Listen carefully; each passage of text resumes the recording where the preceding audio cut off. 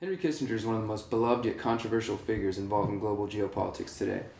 He's a German-born American writer, businessman, and diplomat. He served as both National Security Advisor and Secretary of State. Even today, he advised the Obama administration. He's most often noted for his work opening up relations between the Soviet and Chinese governments. He received the Nobel Peace Prize for his part in the Paris Peace Accords during the Vietnam War, and in 1995 he was made an honorary Knight Commander of the Order of the British Empire. He received the Presidential Medal of Freedom from President Gerald Ford, and he was even made an honorary member of the Harlem Globetrotters. So, what's not to like about this Peace Prize winning family man who loves football? Well, in 2001, Christopher Hitchens released a book entitled The Trials of Henry Kissinger, examining the supposed war crimes of the diplomat. Hitchens offers evidence of Kissinger's role in a series of war crimes in Indochina, Bangladesh, Chile, Cyprus, and East Timor. I think he's a war criminal. Yeah, look at it burn! Look at it burn! I think he's a liar. Kissinger has evaded questions and legal summons by investigators in France, Spain, Chile, and Argentina. They seek answers about his involvement in disappearances of citizens in the U.S. and other countries in regard to Operation Condor. Operation Condor was a campaign of political repression and terror involving assassination and intelligence operations implemented in 1975 by the South American dictatorships. Governments involved in Condor were Argentina, Chile, Uruguay, Paraguay, Bolivia, and Brazil.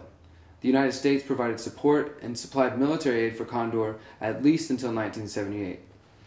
Although Kissinger has deflected questions and feigned ignorance on the subject, he was closely involved diplomatically with the South American governments at the time and was well aware of the Condor plan. In June 1999, the State Department released thousands of declassified documents, showing for the first time that the CIA and the State and Defense Departments were intimately involved with Operation Condor. Several lawsuits have been brought forth against the former diplomat as well. On September 10, 2001, the family of General Schneider initiated a civil action in a federal court in D.C., claiming that Kissinger gave the agreement to murder the general because he had refused to endorse plans for a coup in Chile. November 13, 2002, 11 individuals brought suit against Kissinger for the human rights violations following the coup. They accused him of disappearance, torture, arbitrary detention, and wrongful death. The suit claims that Kissinger provided practical assistance and encouragement to the Chilean regime with reckless disregard for the lives of the victims' families and themselves. Both cases were dismissed based on sovereign and diplomatic immunity. Chile is not the only place we find Kissinger's hand, though. He was also involved in the genocide that took place in the islands of East Timor. After a coup in Portugal left East Timor in limbo, Indonesia wanted to annex the tiny island. East Timor declared independence from Portugal, which did not sit well with Indonesia or its U.S. allies. Under Kissinger's guidance, the United States supported the annexation of the island by the Indonesian government, and on December 7, 1975, the Indonesian government invaded East Timor. They carried out a widespread campaign of killing, torture, and disappearance, political imprisonment, and other abuses of human rights. Thousands of people were taken away to internment camps. The U.S. supplied weapons to Indonesia during the invasion, just 1 week after the National Security Council prepared a report saying that most of the military equipment was found to be from the United States. Between 1975 and 1980, the United States furnished approximately $340 million in weapons to the Indonesian government that were used against the people of East Timor. It was later reported that the day before the invasion, President Gerald R. Ford and Henry Kissinger met with the Indonesian president and gave their approval for the invasion. Since Kissinger makes use of these soldiers, he must have some deep respect for the work they do, right? No. Actually, according to Bob Woodward's book, The Final Days, Kissinger told General Alexander Haig that military men are, quote, dumb, stupid animals to be used as pawns for foreign policy.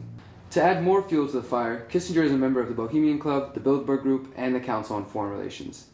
Groups which, despite being non-governmental, wield tremendous influence. The same can be said for Kissinger. While he has not been officially a member of the government for some time, he has been behind the scenes advising world leaders. If someone such as Kissinger can stay away from the limelight and still wield tremendous influence, what does that say about the people who are supposedly in power? Are they really running the show?